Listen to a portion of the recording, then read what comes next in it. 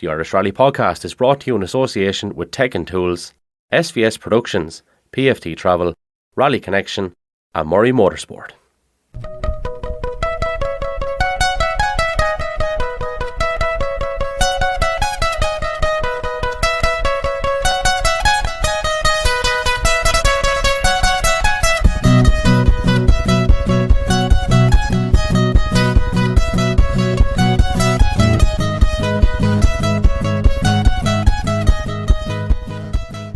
Hello and welcome along to the latest offering here on the Irish Rally Podcast. It's certainly a busy time for Irish Rallying at the minute, with every weekend in April providing action on the stages. This weekend, of course, sees round 3 of the Samdeck Security Irish Tarmac Championship with the Circuit of Ireland Rally on Saturday. It's an 8-stage shootout which will see the informed Josh Moffat head to field alongside Andy Hayes, and they hold a slender 4-point advantage over Marion Evans and Jonathan Jackson. Sam Moffat lies third in the standings after the opening 2 rounds, and he's seated 5th with Johnny Greer and Callum Devine seated just ahead. Robert Barrable will no doubt be one to watch after his great showing in West Cork, and he has last year's winning co-driver Gordon Noble alongside once more, with Alistair Fisher still absent from action in 2023. Desi Henry, of course, had a great year last year as well, and he will be another one looking to push on. There's a noticeable drop in entries in the McAvoy Motorsport modifieds, but still some big hitters, and the Synergy Motorsport Engineering Historic Irish Tarmac Rally Championship is set to be as competitive as ever, with Duncan Williams looking to continue his good run of form. Last weekend, of course, saw Josh Moffat take a narrow win ahead of Callum Devine in the Triton Showers National Championship at the Circuit of Kerry. And on that note, we will bring you the class winners from the Circuit of Kerry, starting with Class 1, going to Jack Brennan and John McGrath in great form this year and a super future ahead, it must be said. Class 2, Ryan McHugh and Declan Boyle. Class 3, Paul Cloke and Liam Howlett. Class 4, Tomás O'Rourke and Tomás Scallon. More buckos in good form. They're in action on the Circuit of Ireland this weekend also. Class 5, the overall going to Josh Moffat and Keith Moriarty, and second overall being Callum Devine and Nolan Sullivan. So the 1, 2, 3 reads Daniel Barry, Daniel Cronin and Andrew Purcell. Class 7 going to Steve Wood and Kenny Hull. Class 9, Lloyd Hutchinson and Willie Fitzpatrick. Class 10, PJ O'Dowd and Patrick Lawler. Class 11F, very competitive Class 11F, going to Darren Young and Sean Walsh. Class 11R, Mark Murphy and Damien Fleming. Class 12, Sean Moynihan and Pádraig O'Donovan. Class 13, John Warren, Rutan O'Connor. Class 14, Kevin Gallagher. Unbelievable stuff, third overall as well. The 1, 2, 3 then Mark Alcorn, who was on a serious push. Richard Moffat, 6th overall as well. And third there you would have Chris O'Callaghan, who took a bit of stick on the podcast a couple of weeks ago. Maybe we'll have a chat with Chris soon and see does he have any stick back for his modified friends. Class 15 going to Brian Comiskey and Declan Campbell. Class 20, Michael Carr and Dean O'Sullivan. Class 17, Owen Fogarty and Keane Fogarty. Class 18 going to Paul McDevitt and Ray Fitzpatrick. Class 19 Class 19, Ian Davies and Gwynfor Jones. And the junior category then, Class 16, Jamie O'Rourke and Patrick Brislan. Okay, so coming up a little bit later on the programme, very, very shortly actually, we'll be speaking with Keith Lyons. It's a fantastic story. Really, really enjoyable chat with Keith Lyons. He too was in action at the Circuit of Kerry at the weekend, and we delve into his career in rallying so far, the Lyons name in rallying, talking about maybe exercising demons a little bit as well, going through a poor run of form and how to maybe overturn that, the little things that you can do to gain those little inches, and I suppose the comparison of rugby to rallying of all things. Keith and Ken very much known for rugby as well as rallying. So that's a fascinating chat, and that's coming up very, very shortly indeed. And now on the Irish Rally Podcast, we would like to issue a statement. So, reads as follows. On Tuesday, March 21st, the Irish Rally Podcast streamed a live review show of the West Cork Rally. A certain topic which came to light during the show was that of pre-event scrutiny.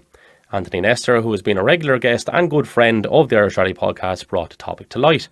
As host and owner of the Irish Rally Podcast, I state that I had no prior knowledge that this topic was coming up, hence my obvious surprise when it did.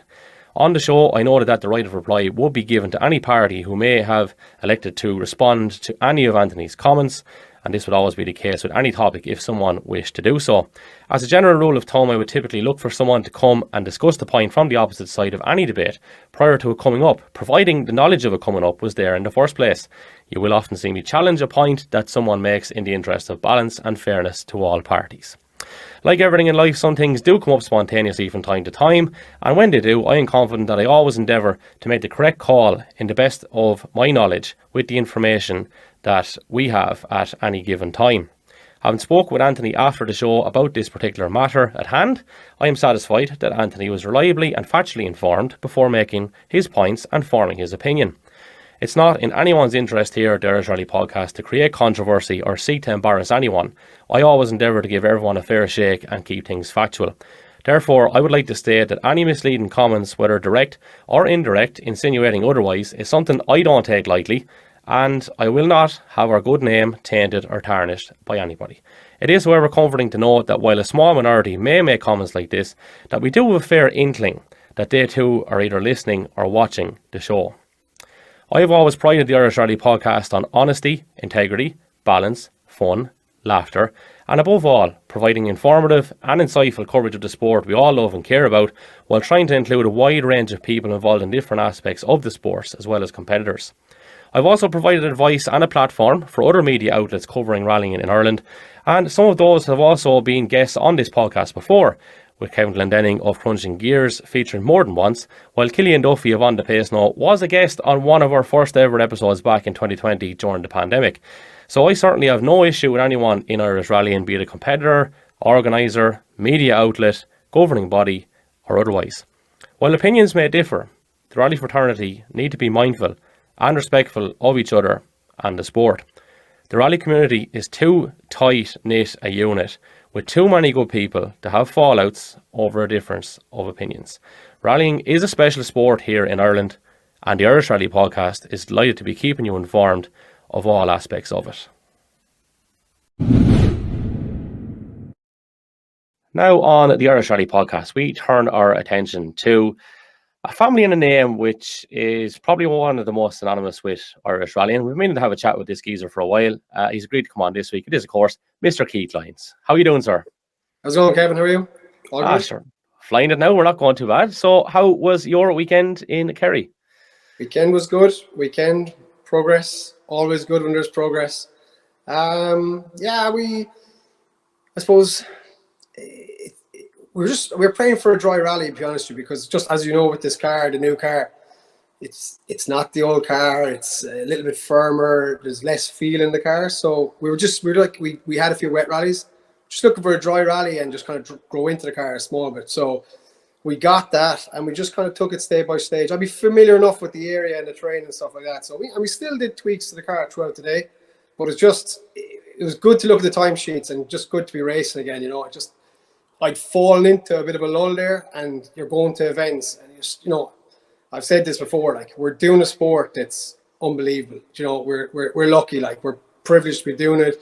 You pinch yourself as a kid. It's like what you always want to do. Like, it's like driving a rally car, driving a 4-wheel drive, and then you don't want to be going around with your head down, like, and I was with my head down for the last few events. So I kind of had to just, I suppose, dust myself off and see what way we'll go. And that's, I suppose, when I involved Matt in the whole process, just to fast track it some small bit, and that he did. And I suppose we went down to Kerry, and I'm getting more and more feel in the car, and I'm getting more and more confident in it. The car does a little bit more moving around than the old car, and it's like, to me, I'm not in the car every week, so to my inexperience, is that just the car moving, or is that tire movement? And at high speed, you've only one crack at it, like. So my instinct was telling me, come off the trot and touch the brake, and then I just had to, it's a bit of mind over matter with these cars because they are capable. So the weekend that we just had down in Kerry, it was dry. I could feel the car better, and we got to push it on stuff that I knew was flat from previous events down there. And again, the car didn't feel like it should go through stuff, but it went through it, and through gritted teeth in the first loop. But eventually then we got the feeling for it, and we just kind of grew into it small bit. No drama, no overshoots, no locking up. It was a nice, tidy, clean run, but we're delighted to see the times, because I'm looking at the guys that had crept away in me, and now we're racing them again. So we just want to keep this up now, myself and JJ. So you spoke about the bit of movement, and a feature of these R5s and something that people remark upon, whether it's stepping into one for the first time or maybe between them, is braking. So how different is the actual braking from last year's car to this year's? So I think, okay, again, last year's car, in the nature of the car would actually literally nosedive. So you feel like it felt like you're pushing down the tire, you're pushing into the tarmac, and you're slowing the car down, you're getting grip, so you could feel that movement. So therefore, it felt like it was braking underneath you.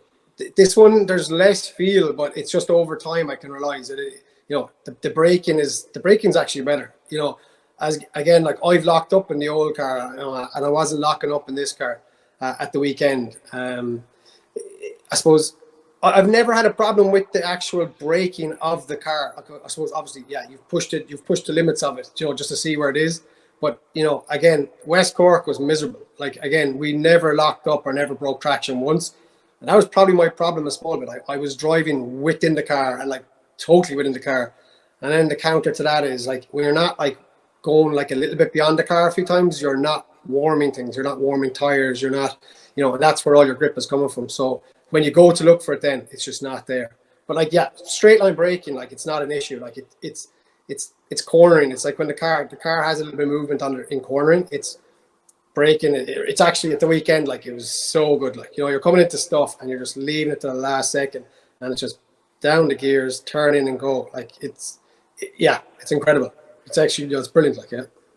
Can I ask, from your point of view, you mentioned maybe you had a few demons or gremlins pop into the brain, and obviously with a new car you're going to have that, but it sounds like maybe there was a little bit of a, you mentioned you're kind of disheartened there as well, that maybe you're not as competitive or weren't as competitive with the guys who you are now back competitive with as of the weekend. So like, apart from the actual car itself, is there anything else maybe that you could think of that would allow that to kind of happen? Is there other mitigating factors that goes on in someone's life that could cause it? Is it work like? Because I often find it's not just one particular thing that causes this sort of stuff, right? You could be very busy, you could have a lot going on outside, and then you might put yourself under pressure. Do you know what? Because I'm so busy, because I have so much going on, I really need to enjoy this. And you put too much pressure on yourself, and it's counterproductive. And then when you just literally let go, you get more out of yourself. Did any of those things kind of happen to you? Yeah, I suppose. Look, let's be honest. All of those things are factors, and they are like. And so, but when it comes to rallying, like I would have played rugby in a big way when I was younger, and I suppose, I tend to, and everyone will say it around me, family and friends, like if I if I put my mind to something, as in, I literally have the blinkers on, like I'm all in. Yeah, I'm all into it. I'm not a multitasker. To a degree, I'm not a multitasker, but like when I want something, I go for it, and everything is all about that. I feel like if you want to give something the best crack, it has to be like, and again, back with the rugby, like the effort I had to put in, like, outside of just normal training with everyone else, was huge. But I was prepared to do that if I wanted to be as good as the other guys. And it's no different with rallying. Like I can see, I suppose, we all know where rallying's come to. We all know every time you hear the next guy, and the guy who's beating you, he's doing X, Y, and Z. We're all doing it next week. Whether it's DVD work, whether it's extra work on your note making and your description or whatever, we're all going to put it in. But like in the factors of what's stopping you from actually going 10/10ths, I suppose it's not like the will is there, the want is there, like, but you're coming up to something at whatever 100 odd miles an hour, and you're on the limiter. Again, as I said, you've only one go at that corner, and you're looking at it, and you're thinking to yourself, "What if I'm wrong?" I've one of my downfalls is doubt creeps in all the time, and it does. I don't, no problem saying it, but I'm looking at that corner, and I'm like, I've one crack at this, and then I'm like, if I get this wrong, then like that's like, okay, there's loads of repercussions there if I get it wrong, but it's so much easier to come off the throttle. It's so much easier to touch the brake. I'm still in the rally at the end of the day. I'm still coming into service. I'm still having the crack. So it's just, there's the point. I'm either comfort or discomfort. But then, like, and it's funny, like, I think it was Matt that said it to me, like, it's when discomfort becomes the new norm. where you've just got over that discomfort. It's now the new norm, and you've worked on from there. And there actually was a bit of that at the weekend. There was a bit of that where I honestly spent the first loop. I just wanted to do it so much. I was doing it through gritted teeth, and I was just prepared to, like, if I ran the bank, if I went wide, I had to learn. It's the only way. If I stay within the capabilities of the car the whole time, you're not going to learn. So I just was a little bit prepared this weekend. And yeah, I suppose I have to say, like, by the last loop, the discomfort just removed a small bit and we were kind of moving in the right direction. That's deadly. It's mad because we never fear anything going right. It's not like, what if it goes right? Yeah. It's mad the way the mind works. But some of those things I think are quite good in terms of keeping you sharp. Now, forgive me because I don't know to what level you played rugby at, but I know in general that rugby guys would have been well ahead of their time in terms of going deep mentally and looking for those little gains and those little inches. I mean, I read Ron O'Gara's book and the transformation in him over time in the way he taught from going in terms of dreading maybe a kick to actually wanting to take the most important kick. And I always find that quite interesting and fascinating. And thankfully, Keith, I think in general, it's refreshing to hear you talk about it. But a lot of rally drivers seem to be kind of moving that way as well. And you see that with the academy maybe with Alan Heary. It's something I think we should do more of. I know it's not for everybody, but it does have its advantages. And you'll know that coming from your background. Yeah, I think the academy is brilliant. Like, as I said, I can see it. I've seen it with the rugby. I've coached in rugby and stuff like that. And again, work has kind of taken me away from the rugby and the coach and all that. I've no doubt I've 3 young boys and a new little baby girl as well, but I've 3 young boys and I've no doubt I'll be back. Congrats, by the way. And I'll be pulled into that later on. But I can't wait. I'll enjoy it. But it's just, I actually enjoy that. I enjoy that culture. I enjoy bringing people along. It's, when you're trying to get a message across to these kids, when you're coaching them, no more so than like the academy and trying to bring these guys along. When you see it in play, when you see them come back, when you see them come up to you and they're like, I get it. Or they, or else they don't even have to say they get it. They just start like implementing what you've suggested or whatever. It's so rewarding. Like, so I've no doubt with the academy, at every level, when you can see what these drivers are doing and co-drivers are doing and as they're coming along, it's a brilliant thing. It's in every sport. And it's great to see it now in motorsport. It's brilliant. I'm only delighted to see it. And obviously we can only go back to, let's say, the French Academy or whatever it was with the lads, with the lobes and whatnot.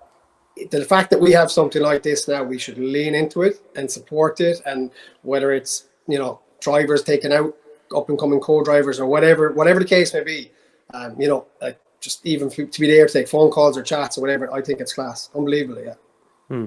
I also think you deserve a bit of credit for being forward thinking and looking for all those gains no matter what they are. So like giving Matt the drive up in Longford, I mean, you saw the bigger picture of what you could gain from that. From your point of view, how does something like that go about coming up? And like, it's proven now that you've taken an awful lot from it, but if you could give us some insight into exactly what you did take from it from your point of view. So one part of me, whether it's whatever to my demise or whatever, I'm actually impatient, okay? And as in, it's like, if I want something or I want to do something, I want it like, I want to do it now. I'm ready for it now. It's like, while my mind is thinking about something, I want to actually do it and achieve it and learn for it. I can't put things off. And I joke at home because it's like, I say to Dad, like, I'm like, it's like we're different ages because he is so patient. He's so laid back. He's planning stuff like for 10 years down the road. It's just anything we were doing in life is obviously he's planning, and I want it yesterday. Like, but when it came to that, okay, obviously new car, you're buying it for a reason. You want to be competitive. You want the latest machinery. We felt we got the old car to a good place, and I felt it was time that we moved into new machinery. You kind of expect to be just leaving where where you left off and picking up where you left off, should say. And the fact it's new machinery, like you're going to all of a sudden, like it's all tenths of seconds in this game. So as someone said, you're not going to go out in the morning and just fix one thing and all of a sudden be up knocking on the door to the top 10. You have to go out and improve 10 things by whatever, 10%, and then you see improvements. So when it came to the new car, I expected to be just in it and all of a sudden be back where I was and then move up. Yeah. And when I saw how far off we were in Galway, I was like, just, I can't put up with this. Like, and I'm not the guy who's going to jump in the car. And I find it, like, you know, and obviously my car is with Tom Gann, and Tom Gann is unbelievable at what he does. He's brilliant, so accommodating. And like, you know, I'm trying to talk to him and I'm trying to relay stuff. Tom's not in the car. So like, you know, and he's listening to me, and I know it, like, and I'm trying to explain something that I'm finding hard to get across, and he's working with me, you know. And it was just at a point then, and I was there a small bit with the old car as well. So I knew where we were going to be with the new car. So I suppose I turned around and said, I could, you know, do away with a West Cork, be down there for 2 days and trying to, you know, okay, like I go driving the car, and I go testing or whatever you want to call it. Like, but I'll be honest with you, the first one to say it, I don't get much out of driving the car in a test. I'm not an actor. I can't go in and pretend that, you know, I'm in a rally and I'm up against the next competitor and I'm going 10-10s. I just can't. I'm like, you're always minding the car for the next event. So I just feel you're never getting to the point where you're kind of pushing the car to say, I'm learning something about this car. So I just do all my learning in a rally. And so when I came back, I was like, okay, I'm going to sacrifice now West Cork, I'm going to sacrifice Kerry, and I'm going to probably sacrifice a Killarney. And like, Killarney for me is what Donegal is for other guys, because I've grown up around Killarney. Dad doing Killarney, literally, it was just all my year was as a young fella, get down there and like literally pull into Killarney, be getting goosebumps thinking about the rally. And that's to think I'm now lining up on the likes of Malls Gap and stuff. Genuinely, like, I'm like, every time, pinch yourself, like. So I just couldn't deal with the fact that I would be, you know, not getting to do these events this year because I'd be trying to find the car and find. So I'm not, like, I just went, as I said, like, if I want something, I have to just, I'm just hell bent on it. I just picked up the phone to Matt, and I know Matt just for chatting. Like, there was no real, like, and I'd have his number, but there was no relationship outside of just a quick chat in a rally or whatever. Just picked up the phone to him and I said, you know, no more than if you wanted something in business or you want some opportunity, pick up the phone. Like, so I just picked up the phone, chatted to Matt, made the proposal to him. In fairness to Matt, and as he said, he just came straight back and he was like, quick answer, yeah. You know, now I need to just see the logistics of this whole thing, you know, and that's what it was. And we just went from there. He is then able to describe exactly what he needs in the car, down to, you know, tires, you know, diff, everything. Like, it's just things I wouldn't have gone at or looked at it, you know. And he just went straight at that. And he just got the car to the point where we saw, obviously, you know, this car is competitive, and it's reassuring. It's reassuring that the car, like, I put the car to a place in Galway through what I wanted, in what I was describing and it was an unpredictable car, and it wasn't right. And he put the car from what he needed and what he described. He knew if I'd actually chatted to him and told him what I was doing, he would have just said, don't do that, like, stop that, because it's going to do this or it's going to do that. He knows, like, you know, the effects of what you do or what alterations you make on the car. I don't. I just have to get there slowly but surely. So I basically got the car to a point where I'm now driving it and it's tweaking it. It's not doing anything drastic. And, you know, I understand tweaks. I don't understand, you know, big adjustments. You know? So that's the logic behind it. And you know, it definitely worked, like, and built a relationship again between me and Matt, which is no bad thing. And then it got a Lions Limerick Fiesta up onto a podium of a rally, which is no bad thing. They got me a car that I can drive and I can, you know, push in a few times with it and be a little bit competitive again. So again, it was a win-win. And again, it got, you know, a British champion over to an Irish event, which again is the amount of knock-on from that one thing. Like, and I suppose I was aware, but like, looking after Keith Lyons and looking after my Fiesta, I had one goal. And then as I started thinking about this, it just rubber stamped it, because it's like, you know, the event is going to benefit, the town's going to benefit, guys are going to get to race their next British champion, it'll bring good competition to the event. It was just boom, boom, boom. And all of a sudden I was like, yeah, let's get this done. Like, and I'm not joking, like, this was done and wrapped up in 3 days, I'd say, as in, you know, from entry to everything, to accommodation, to car, to everything. Like, you know, it was brilliant, you know? Yeah, definitely a worthwhile investment. And the thing that I think is amazing from even his point of view is how much he's willing to push and take a chance with someone else's car to get those results, to get that data. Not taking risks. He's not taking risks. Like, that's like, I sat in the car with the man, like, and so I made sure, like, when we went on the test, JJ sat in with him, because it's important that JJ gets the feel for the car when I'm in it. So JJ sat in, I sat in, and like basically, you know, there's no drama. It's so calculated. It's so safe. You know, But it's so quick as well, though. so quick. It's the speed he's carrying. But like, I'd be in the car and like you might feel quicker because I'm braking and gear. But it's just, and when they say armchair, like it was armchair. Do you know? But it's only when you see what speed you're carrying and how late you're going in, and there's no big thump of the brake. Like it's just a nice press of the brake. So nothing's doing it. But he has it all worked out exactly what's going to happen at what time and why everything should work. And that's why the doubt is gone. I've so much doubt in my head, like about everything, because I'm just not experienced into, like, you know, driving these cars on every condition with every, you know, every setup fast. He is, and that's the professional driver. Yeah, but I just think it's amazing. Like you mentioned, there's no risk. In my mind, there is. Like there's someone else's car that you could tip. Yeah. Now look, I know whatever. I don't need to know the laws and labels or the ins and outs of the arrangements you have, but there is still that. There's like the pride of that potentially happening, and the worry if it did happen, perhaps. Yeah. Never even crosses his mind. It appears, you know. No, and I know by him. It's not out of being blasé. It's out of just having every eventuality worked out. Yeah. And the law, as nearly an insurance company would work. Like he's it all worked out, and he just knows like the percentage of something happening is so small.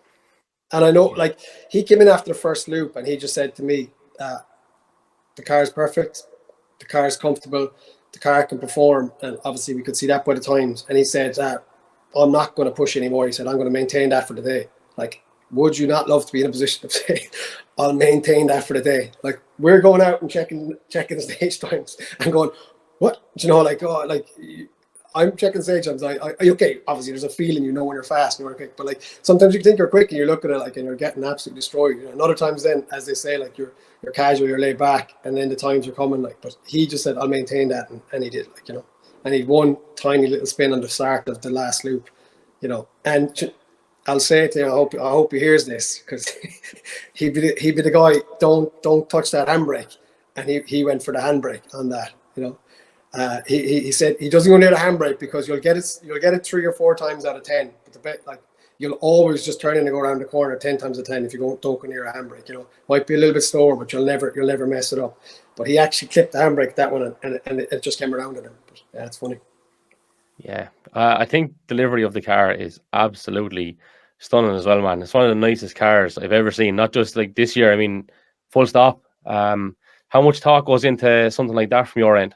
Sadly enough, a lot. Yeah, I don't know. I've always, like, it's always been a thing with work, with everything. It's presentation and all that kind of stuff. And yeah, it's always, if something's worth doing, it's worth doing right. And I suppose a huge part of our business is like marketing, advertising. Like, I don't go around and give sponsorship to like other drivers, or as in golf events or rugby events, for no reason. Like, we see benefit in it. Like, we do it because we're I suppose we're a business that's like advertising and word of mouth, and, you know, looking after our customers, and it's all built on that. So when I go out about anything, like whether it's signage or whatever, like sometimes actually it's I end up not doing enough stuff because I'd be like, if that doesn't work, it'll come across as cringy or so I end up talking myself out of something. But like, yeah, so I suppose if we're going to do something, we want to do it right. And when it came to the livery of the car, I had a fair idea what I was going to do. I knew, obviously, when I got the car from M Sport, like, I got the car in satin black, with the idea that we learned our lesson the last time when we had the car done, that if you have that vinyl, it's actually quite sensitive and it marks. So when it's down low on a car where you'd be rubbing bales and rubbing ditches, it kind of marks it and it scrapes it. So we said we'd do it this time, we keep it up high in the car. But like, it's so funny, like the amount of I suppose good compliments and things like you get from it is good. It's like, it's good news. And then, like, even in comments and photos and things like that, and people coming up to me and people taking photos of the car, it's been all positive. It's great. Yeah, it's funny. And even drivers themselves are, that shouldn't work, but it works. Like, it's like, they're kind of thinking, but yeah, it's good. We're happy out with it. Yeah. Mm-hmm. I'll double this one up, right? Because obviously your family goes back a long way in terms of motorsport and rallying, but also in terms of the business there, Lions of Limerick. Like, you're going back nearly the same length of time, I would say, rally wise and business wise. And it's remarkable that you've stood the test of time in that regard and made those adjustments. And that's what you have to do, I suppose, to stay that with longevity, don't you? Yeah, totally. Like, and I suppose it's down to my dad initially and his vision. And like, again, he doesn't see mountains or anything like that. Like, he just goes for it. Like, in business and stuff like any big decision, like, he doesn't give it a second thought. Like, he just backs himself and goes for it. And like, I'll be totally honest, some of the decisions are like, I don't like. I wouldn't be in a position to just go, yeah, let's go do it. As in, let's say, I said, like, he just when he's going doing it, there's no doubt, there's no second guessing. He just knows he can execute, and it's brilliant. It's fascinating. Like we said, it's fascinating to watch. Like, and he just knows with him at the helm, it's fine. Everything will go 100%. And like, I've had the luxury of being, sitting there co-pilot and getting to watch all this and learning a lot along the way. And it's been brilliant, like, and it's the same in the rallying. It's the same. He played rugby for Munster. He was, he actually was president of Munster branch when they won the first Heineken Cup. So like, and that was a huge time in our family as well, like going to all the matches and stuff. But again, when he does any of these things, like, it's just, yeah, there's again, and he can multitask. I can't multitask.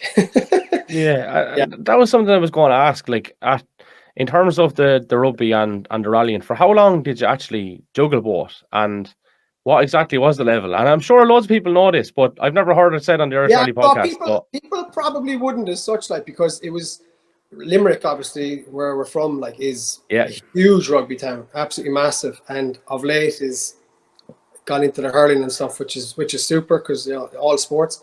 But when I was growing up, and obviously it was all rugby. My school was rugby, all that, and I would have played like Munster schools. I would have played like capped Munster 21s, and it was just through injury and stuff after that. And I played a few senior games with Old Crescent and things like that. And like, again, rugby was everything. My first rally was when I was 21, and then it just happened like that. It was kind of, I suppose I could see that, like, you can drive on into your whatever amount of years, like, but you can continue driving. But rugby has a bit of an age limit, and you're kind of looking at it. And so I said, look, I'm going to give rugby a proper crack here before I go back. So it was like I was rallying. Then I was still playing rugby, obviously, at the time. But then I said, I'll concentrate on the rugby, and I went back at that. Then I said, I finished up kind of playing rugby. I said, I'll go back. And it was a bit over and back. It wasn't really juggling to a point. But I felt then, I suppose I was a bit on the back foot with the rallying eventually, because like, guys are starting younger and younger. Now, obviously, I'd been in it and I was comfortable. A lot of the big side of rallying is it's all the stuff that goes with it. It's not driving a car. Like, we can all drive cars, but it's everything goes with it. Like, from your gear, your helmets, your pace notes. It's all that kind of stuff, which is stuff you need to be just comfortable with and doing every day. Just to, I suppose, just to perform in the sport and just have it second nature. So again, we kind of got busy at work, and I said, I'm going to park the rallying there for a while. And we took on Volvo. We had Ford forever, like, and then we took on Volvo. We took on Jaguar Land Rover, and we started a business up in Galway, a used car business up in Galway, Lions Galway, and there was lots going on. And you know what? It genuinely actually came to a point where it was actually so busy at work. I was like, I need to go back rallying. I needed something to do outside of work, like, and it genuinely was. Again, it was like, and there was another side to it as well. Like, it was like, I can remember when I was 16, like, Dad had a road car, Cosworth, Escort Cosworth. He had a Savage rally car. It's probably just only a few tweaks and bits and pieces would have made it into an Escort World Rally car. Like, it had everything else. It was an unbelievable weapon. I had all these machines when I was 16. When I turned 17, everything was gone. It was because we were building the business and he was going working, but it was kind of a coincidence that I got my road license and all these Cosworths were gone out of the house. But so anyway, but no, it's gas. But again, same with him. It was like I think I went traveling for a year and I just couldn't stop thinking about rallying. I don't know what the heck it was. It wasn't as if there was rallying in Thailand or rallying over in whatever, where I was in Australia, but it was just, I was just thinking about rallying. I said, I'll come back. And out of a total mad notion, I hired a Citroen C2R2 Max, and I actually did the first round of the championship in Galway. And it's funny, like, it was actually, like, if you go back through the names that year, it's gas, like, of the guys that are actually still doing it, like, and they'll all know themselves. But it was probably 2010, I'd say, or 2011. You were good. How long were you gone over in total? How long was that sabbatical like? So I'd say my first, I know this is going back now, I'm showing my age completely here, but my first rally was with your good pal Anthony Nestor, actually, which is hilarious. Anthony was working in the garage at the time, and Dad tipped on his arms and would you take Keith out for his first event. It was actually my 21st birthday present. So I was 21. It was 2002. Carlo, 2002. So yeah, and that's why I did Carlo last year. I love Carlo. It's a great rally. I was going to say, what better place to start, man? Yeah, I know. Not biased at all here. Yeah, it's ironic now that you're asking me these questions, but yeah. So Carlo, I did it obviously last year. It was 20 years since I bloody first did a rally, like, which is mad to think, like, time goes by, like, yeah. So yeah, so we basically, that was the start of it. I did CAS. That was a one-off. Then I did the CAD Championship the next year, and then, do you know actually who I sold my CAD to, which is hilarious, is Daniel Barry. Daniel Barry, yeah. So Daniel Barry bought my car. I remember himself and his dad coming down. I was in the garage, and they rang me up, and we heard you have the best car, and I said, I'd say it is, to be honest. Came down anyway, and they bought the car, and Daniel went off, and then I'm sorry I sold it, and so I hired a car a few times the next year, and I think I did a forestry round, and I actually went to do Carlo, and then I did everything, recce and everything, and then something happened that car the night before the rally. So I never ended up doing it, but we went out spectating. And do you know what it was actually? It was the first Mark II challenge. And the idea of that then was Tommy Randall's one in what would be my dad's old car, which was stop. Yeah. So 88 LK 1000 would be my dad's.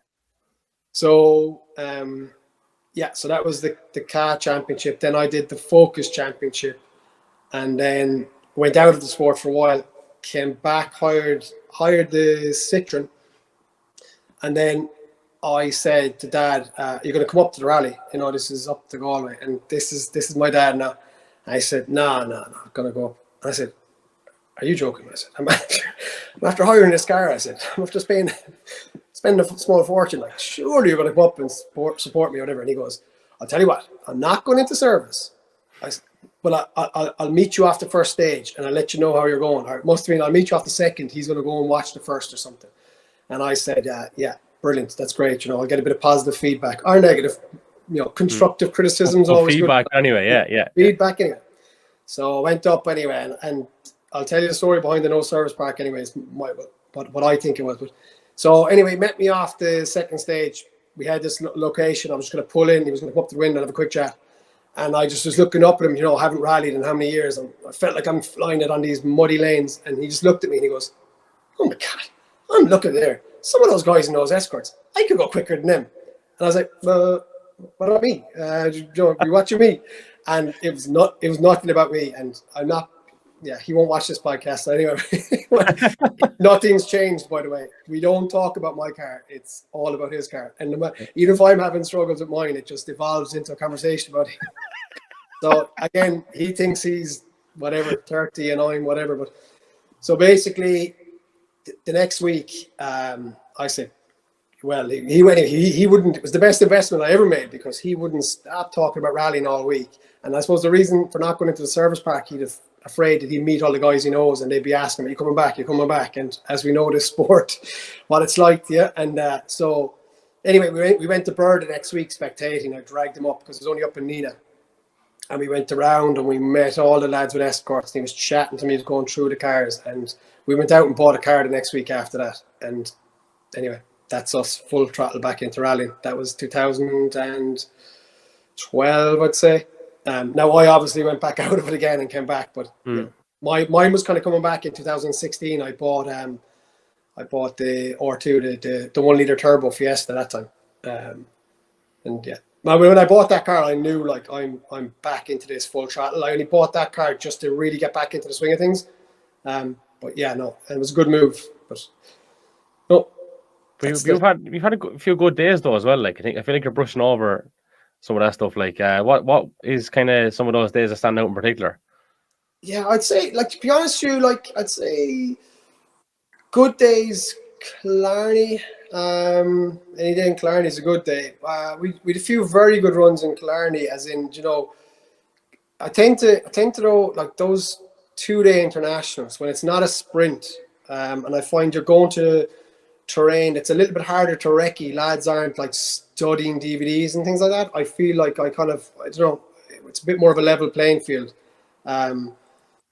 We've had a few good runs last year. I suppose it's evolved into, I was like, and through no reason of anyone's, but I was swapping co-drivers a good bit, because not everyone can just give it a full, you know, commitment, let's say, and I had some very good co-drivers and things like that over the years, but it's just they couldn't give me the same commitment that I wanted to, you know, and do all the events I was doing. So there was different guys in, and let's be honest, these are relationships. Like you're with these lads or ladies, and you're in the car morning, noon, and night. You know, you need to gel, like, and it's just, there's no two ways about it.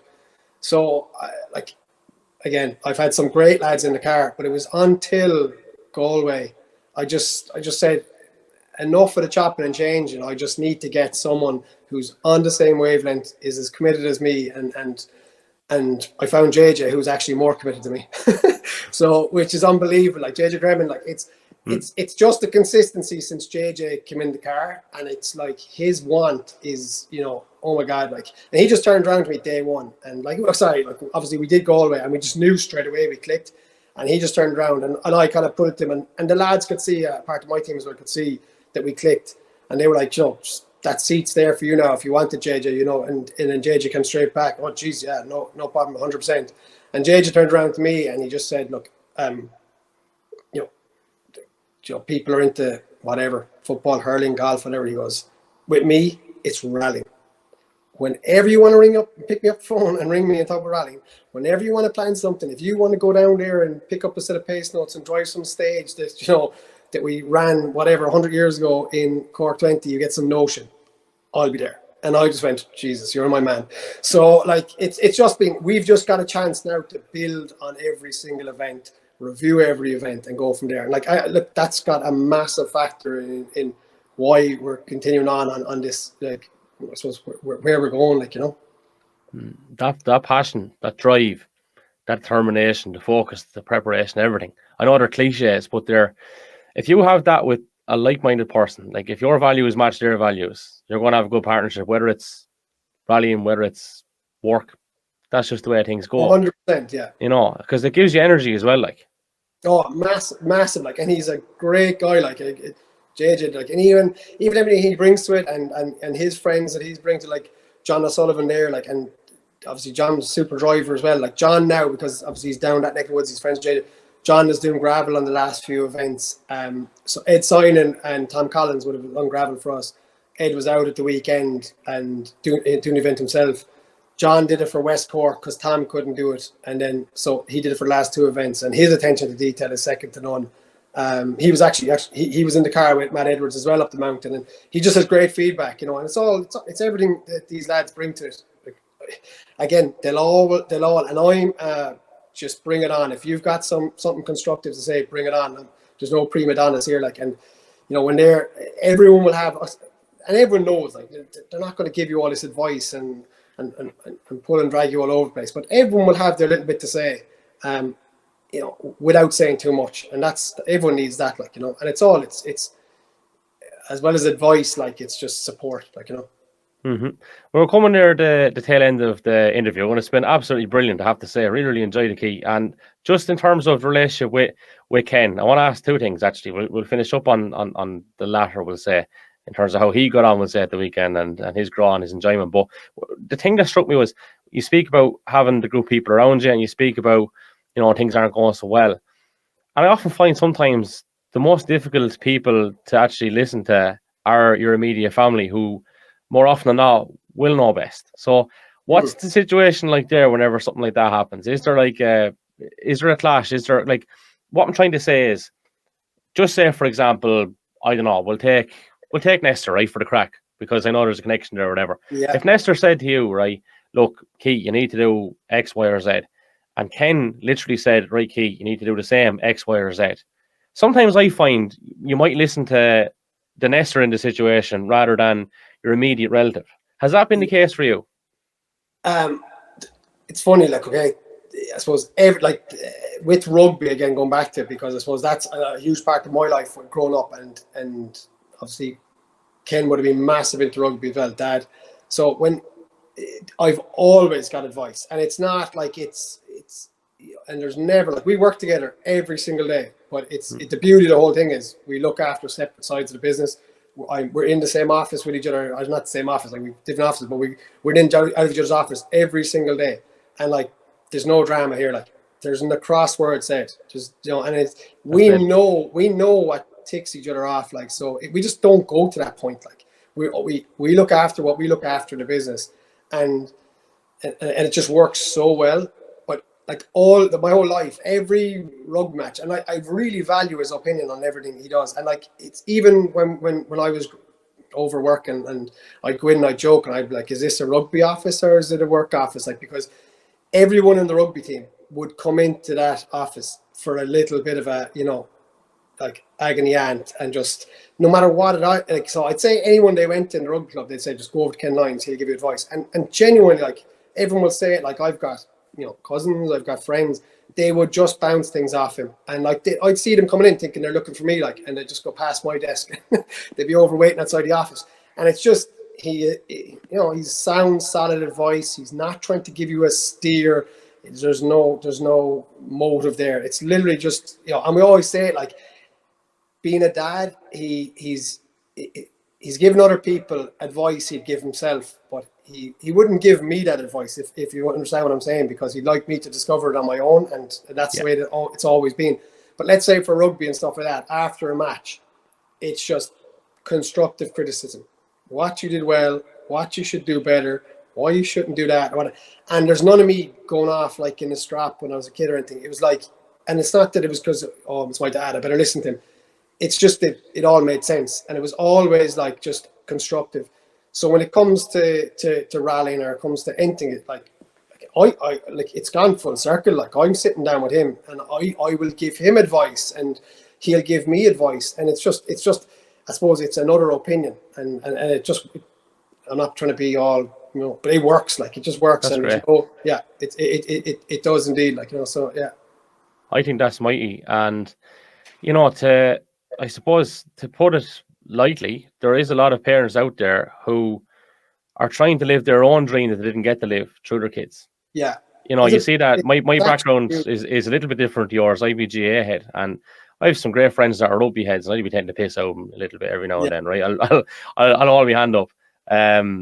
But I do see that quite a lot, and I'd see it at underage games and stuff, and I'm sure it's in rallying as well. I'm absolutely certain it's in rallying, whereby, why aren't you such and such, whatever? And then there's the pressure of, well, why aren't you doing what? Just all those things, And to me, it's nonsense. But to hear you say that, it's great. Definitely, it's definitely there. And like, as I said, like, I refer to the three boys because I'm only thinking of, the rugby, or, and it's actually the eldest, Corey, he turned 7 the other day. And then I've Robbie, who's 5, and Brody, who's turning 4.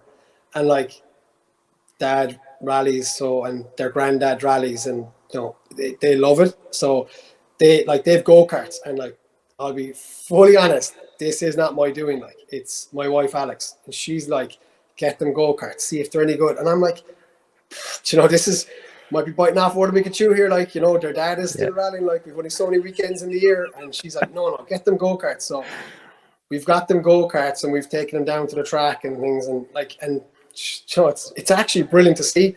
But I've no advice for them. It's just find your own feet, and whatever they're doing, like we have them playing all sports. And again, I'll put this down to Alex. Like, she's bringing it to, because I'm usually off doing a regular rally. She's bringing it to soccer on a Saturday, rugby on a Sunday, and she's Ali, our little baby, who's 6 months, and she's her in the buggy, like. But she's bringing it to all these sports, and Corey's doing golf, whatever. But again, I've made it my point, like, there's no advice within reason, you know what I'm saying? But there's no advice or no pushing this, and it's not that I was pushed into things and I'm trying to learn from it. Nothing to do with that. It's like, I just want them to find their own feet and find a sport they love, not because they're being pushed into it. And I genuinely, I don't care if they never go playing rugby. And it's not being funny. Like, if they found another sport they were, they're not trying to be all, that's, you know, whatever. I genuinely want them to find something they want to do, whatever it is. And if it works for them. But like, I would love to see them playing rugby, but like, rugby has gone fairly tough. Like, it's a different sport from when we were playing it, and a different sport from when my dad was playing it. Again, if they go down the go-karting or the rally route, I will just support them in whatever they do, and I'll be the proudest dad there watching them. Like, but again, there's no one going to be forced into anything, because, you know, again, I can see it happening in other sports, and I don't agree with it. Like, not to finish on a negative. No, absolutely. And there is, I suppose, one other question that I would have as well, and we will come back to Ken about what he thought of the weekend, was not forgetting that. Yeah. Okay. I suppose there's correlations a little bit with rallying in rugby, because I hope this is not the case for either of the sports, but there is people out there who believe that they would have genuine fears for the sport rallying like rugby in a decade or 2 decades time, albeit maybe for different reasons. But would you have any great fears in that regard? And particularly, I suppose, I'll throw in one little thing as well. Yeah. You're selling, this is kind of a separate point, but I'll throw it in as well, right? You're selling EVs now, and EVs are massive. Does that do anything for rallying, good, bad, or indifferent? I'll throw that all into the equation, and whatever comes out Keith Lyons' mouth, I'm all for it. Yeah, and I don't even know what's going to come out of my mouth. But no, jokes aside, I think it's the world we're in at the moment. Like, there is so much uncertainty in everything. Like, it's just everything we're doing. It's like, renewable energy in general. Like, no one actually knows what the next best thing is, or what we're going to be doing in the future. Like, and whoever does is going to make a lot of money, because it's just, again, we've got so many customers that would just love to be still driving diesel. Like, we're in Limerick. Every journey is a journey, like, you know, or every trip is a journey. Like, we're not in a major city where, you know, you're just within the city bounds, and that, you know, whatever 50-kilometer limit. But like, every time you're on the ring road, like, you're eating into the you know, the ICE engine. So I just think we're kind of being forced a small bit, not to go down there like this being a work talk a little bit. We're being forced a small bit into what, you know, I'm all for being green, don't get me wrong. But I think it's a bit of a penalty on certain people, you know, that it's diesel they should be driving, and all of a sudden they're being told to go hybrid or electric, and it doesn't really, it's just, and the message out there at the moment is just electric, because every ad is electric, because every manufacturer wants to look like they're the future. We're the future. So they're promoting electric. So people are coming to us thinking they should be buying electric, and they're doing 40,000 kilometers a year. Like, and you're like, oh, no, you're good. But then the penalties are there for them. They should be driving diesel, but obviously on the VRT and the road tax and whatnot. So I just think, I'm not going to fix it here tonight, obviously, but it's a bit of a mixed message about what's going on there. So I don't know what the quick fix is. But the other thing, back to your other point, which was the rugby and rallying, the fears that maybe in a decade or 2 decades will they be still there as a sport? I think we all know every day when we're doing rallying, and we've seen it in other countries and whatnot. You know, we have to take every day and enjoy every day when it comes to rallying. But I think the way we're going about it, it will be there for a good while longer. You know, because we are respecting that whole thing, and because we are like, I see it like, and I can see it in everything we do, and you know, and I'm very interested in obviously I love competing and all that. I do have great connections with a lot of people who organize rallies or involved in rallies and club members and whatnot. And I do always chat to them. I just want to know it from both sides of the fence. I want to know what's going on behind the scenes when I'm in a rally car and who's looking out for us and what we can do when we're on the stages. So I chat to these people the whole time. I'm very interested to know that I suppose what their take on the whole thing is, and just that those people are being educated to the right way. Like, because at the end of the day, it's, you know, it's when it gets serious, it can get very serious very quickly. So there needs to be the right people in the right places to make the right decisions, you know, and it's just good. It's good to get their insight. And these guys are so professional. Like what a COC does for a rally, like, you know, that guy could go out and be the CEO of, you know, any multinational, and he wouldn't have half the grief and what he does to get a rally off that weekend. Like it's superhuman. Like, and I know it's, as you said, these cliches, but it's unbelievable what they have to do. Like, I'd say they just go away and lie down for a month, you know, after a rally, like, because what they have to do. And like, I can see people in business, like these guys, you know, I hope most of them have their own businesses, because they'll be doing well. Like, you know, it's great. But I think the way Ireland goes about stuff, you know, in everything we do, because we're a small country, because we're a small nation, I do feel, and it's, you know, to our advantage, we do try and be the best pupil in the class, because we are, you know, we are a small country. So it comes across in everything we do, like in safety for the motorsport, in all things we do, we're leagues ahead of other countries, like leagues ahead, you know, and it's because, yeah, it's because we don't want, and I think even as people, like, no one likes to be wrong, no one likes to do the wrong thing, no one wants to people to be someone behind their back saying, oh, you know, why didn't they do that? We all kind of want to be right in a nice way. And I think then, as you know, running rallies and things like that, no one is leaving a stone unturned. No one is doing anything. You know, they're doing everything they can do to run a safe event. And like, they have that, they take on that job as voluntary. They have that hanging over them all weekend to make sure this goes off without a hitch, like on every front. And we do it, like, you know, it's so professional. It's actually so professional. And because of that, like, I personally think rallying will be around for many more years in Ireland, because of the way it's handled by the clubs and everything, you know. And again, that's always evolving. Everyone's always trying to educate themselves on safety, on the trackers, on how to handle situations. Everyone wants to know. It's not that they're just going, okay, yeah, I'll be grand, be all right in the night. Everyone's trying to educate themselves the whole time to make sure we're better. If an incident happens, make sure we all learn from that incident. And like, you know, and and actually, you know, I had this conversation again with Matt, like, you know, he was talking about obviously his crash in Donegal. Like, people can learn from that, and like, you know, it should be like, I'm sure there'll be certain people wouldn't be mind being their incident or accident being used as a case study, like, but and that should happen. Just like, we go to drivers briefings, okay, and they're so informative, they're brilliant. They're great for the guy that hasn't been there. You know, the guy who's listening to it every weekend, obviously it is the same thing. But I think if they started using exact scenarios and discussing them, it would be more beneficial. I know that can't be done all the time, but it's these kind of things that will everyone learns from a real life scenario as opposed to a hypothetical, like, you know. So I think those things should be used in the future. But again, the way we're doing things is again, top of the class, like. Mm-hmm. Great stuff. Really enjoyed the chat. Just we get that word in on Ken. Obviously, he's buzzing, is he? Yeah, no, he is. Look, it's a long time coming with this.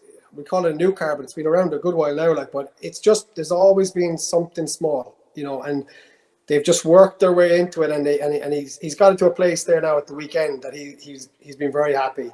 Like, it's such a. I've driven the car in a rally. Like, they're such powerful cars. They're extremely fun to drive. They're very exciting. You can drive them fast or drive them slow, and you still feel like you're moving, and you still feel like you're rallying. They're brilliant. It's only the guys that are in them every single week that they get them to a point where they're just nailing everything, whether it's, you know, corners, junctions, braking, whatever the case may be. It's just, they're rear wheel drive. They're 360 odd brake horsepower through the back wheels. You know, you're constantly fighting with the car. I'm in the car, and it's funny, Ken. So when when he's talking about me and he's talking about him and he's telling someone, he's like, I watch Keith's in car, you know, he's driving along there. It's like he's in an armchair, you know, and he doesn't realize how condescending he's been, but like, I'm like, sit in the passenger seat, like we're not in an armchair. But no, jokes aside, he just still feels like, and he still honestly thinks he's 30, and it's standing to him, like, because he wants to there. The want is there. Like he looks at, like he looks at in car. He looks at like watching YouTube clips. He's watching DVDs if he gets the stages and whatnot. Like it's the effort he puts in, you know, when he's doing a rally, like it's class, like, you know, it's unbelievable. And it's just, he's been let down by the car. But there's some little thing here, some little in there. He hasn't had a clean run. So the weekend was very good, going in the right direction. His mecca is Killarney as well. He just absolutely like loves it. As he said, he'd pay the entry fee just to drive Moll's Gap alone. So he'll go down there, and again, as I said, the car's in a good place. So he's gonna give that a go. I'm always chipping away at him to try and get him into an R5 or a 4-wheel drive car.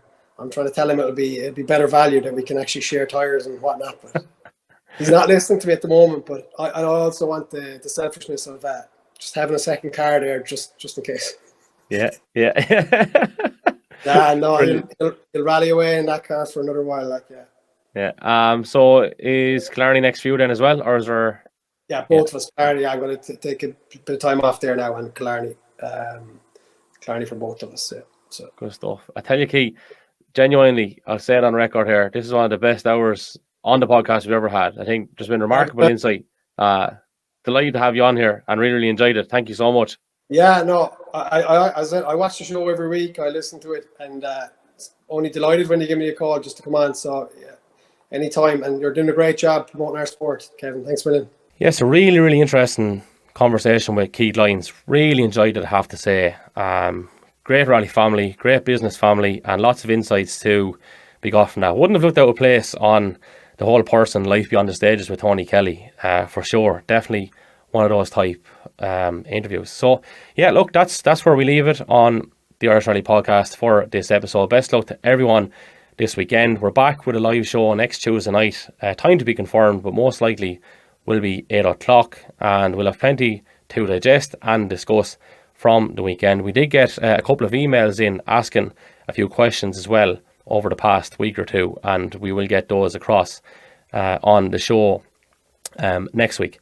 So another thing just to mention before we finish up, Murray Motorsport have come on board with us. We're delighted to have them on board, and they have offered us a 10% discount code to use on their website, murraymotorsport.com, and that will give you 10% discount on a wide variety of products on the website. So check out murraymotorsport.com. Irish Rally Podcast being the promo code, and over on Tech and Tools, a 10% promo code Irish Rally Podcast is the promo code there as well. So thanks to Tech and Tools, to Murray Motorsport, to PFT Travel, SVS Productions, and of course to Rally Connection. And we have a winner to announce in terms of a giveaway. That's coming very, very shortly, so stay tuned on our social media platforms. That's where we have to leave it. Please like, share, subscribe, YouTube, Apple, Spotify, wherever. That's very much appreciated indeed. And our figures have been outrageous the last couple of weeks. We've plenty more good stuff to look forward to, and good stuff coming up, which we can't wait to share with you. So until next time, take care.